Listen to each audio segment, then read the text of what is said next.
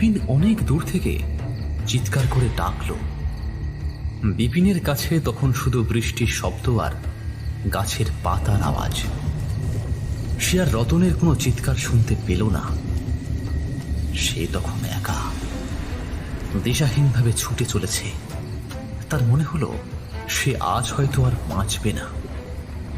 অনেকক্ষণ পর বিপিন একটা ফাঁকা জায়গায় এলো।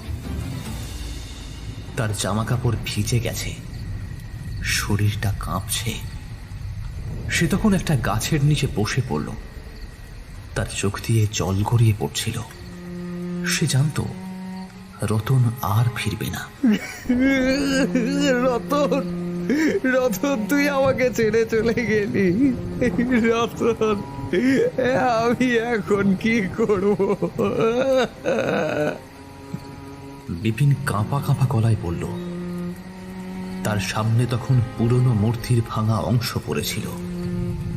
সেই মূর্তির দিকে তাকিয়ে সে বুঝতে পারল সে আর চুরি করতে যাবে না।